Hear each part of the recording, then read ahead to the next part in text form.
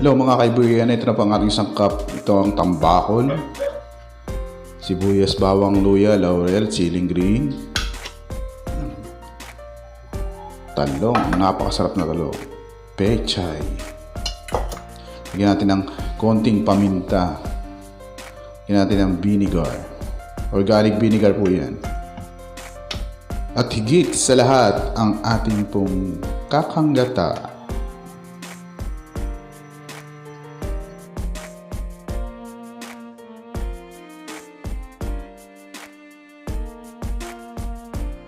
Mainit na po yung kawali niya, may apoy na po sa ilalim yan. Ilagay po natin yung bawang, sibuyas, luya, laurel.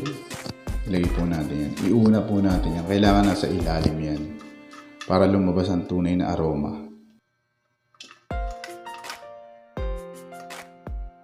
Lalo na pag nilagyan na ng suka, una siyang naluluto. Paangat dun sa mga isda at mga gulay. Yan, pantayin lang natin laban para lahat malagyan. Yun, lagyan natin yung kalahating talong, kalahati ng ginayat natin yung talong. Huwag natin dadamihan. Yan, sanadsan natin maigay. Ilagay na po natin yung isda. Yan, ulo unahin natin. Sa akin po, pinabiyak ko yung ulo ng tambakol kasi mas masarap yan. May nakabiyak na ganyan. Ilalim natin sa lutuin natin para mas kumuha siya ng sukat sa agata. Para makuha niya yung aroma ng luya, sibuyas sa ilalim. Yan, isalansan lang natin na maigi. May iba, piniprito pa to. Tambakol. Kaso nga lang sa akin, pag sariwa yung tambakol, hindi ko na piniprito. Nilalagay ko na siya ng sariwa. Pinapakuloan ko muna. Pinapaksiw muna natin para mas masarap. Pero depende na po yun sa nagluluto kung gusto nyo prituin o ipaksiw muna. Parehas lang ang yun. Pero ako madalas pinapaksiw ko kasi mga sariwa na yung binibili ko. Saka hindi nakakasawa pag pinaksiw mo muna tapos mo ng gata. Mas masarap ang combination nun. Kesa yung piprituhin mo. Tumitigas na yung karne ng isda dahil sa pagkaprito. Hindi mo ma-appreciate yung lasa ng isda. Kaya mas masarap pa rin talaga yung pinapaksiw siya. Saka mas matagal siyang masira kaysa mga ordinary yung gagataan mo lang siya.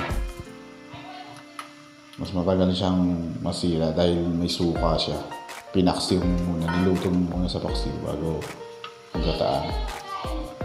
Ilagay na rin natin yung sili. Yan, dapat nasa ibabaw yung magiging ilalim kasi pag inilalim yan, baka umahang naman yung niluluto nyo pag nasa ilalim. Mas maganda yung nasa ibabaw lang siya. Lagyan natin na ng asin, 2 kutsarang asin para sa alat niya. Minsan patis, pag may patis, kaso nga lang wala akong patis ngayon, kaya asin lang muna. Pero mas masarap talaga ang patis dyan. Eksakto ang lasa niya pag patis siya. Lagyan natin ng paminta. Isa yan sa papasarap dyan. Pwede kayong gumamit ng buong paminta. Depende na sa inyo kung anong gusto niyo. Saka lagyan natin ng konting seasoning. Yan. Kunti lang, huwag dadamihan. Dahil lahat ng sobra, masama. Lagyan na natin din ng suka. Itong suka na ito sa akin, organic po yung suka akong ginagamit. Pwede naman kayong gumamit ng kahit anong suka na gusto nyo. Pero sa akin, organic. Mas gusto ko kasi siya. Suka ng tubo. Mas maganda po yan gamitin. Mas mabang siya pag naluluto. Hindi matapang yung aroma niya. Yan po, ilagay natin yung tangkay ng malalaking pechay. Bauna natin. Huwag yung lalahatin. Kasi lulutuin muna natin yung suka. Pakukulang muna natin bago natin ilagay lahat ng dahon niya. Konti lang. Yan, takpan natin. Hintayin natin kumulo yun. suka.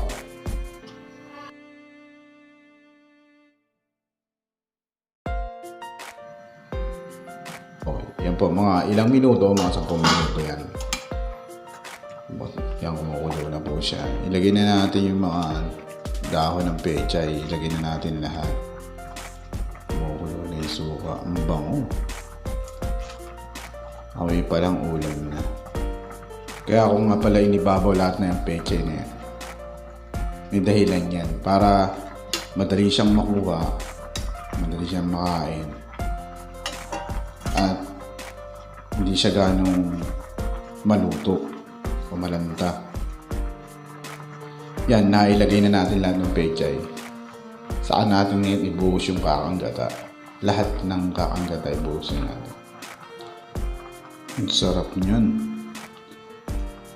Sarap yan kasi naluto na yung suka sa ilalim. Ngayon, yung pag pinakuluan natin yan, yung gata naman ang hihintay nating maluto. Hindi magbubuo-buo yung gata dahil pinaksiw muna natin yan. Takpan natin. Mahintay tayo ng ilang minuto para kumulo yung gata.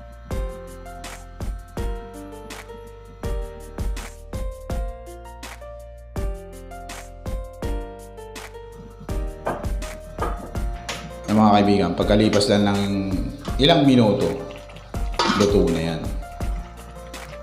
Tumulo na. Ngayon, titikman na natin yan. Titikman na natin ang paksiw sa tambakol sa gata. Yummy ito. Ubos na naman ang kanin. Kawawa na naman ang kaldero. Taob na naman. Sa mga gustong lutuin to, napakadaling lutuin lang. Pwede mo ring anghangan, lagyan mo ng silin labuyo. Pwede ring puro gata na lang, huwag mo nang lagyan ng suka. Iba-ibang option.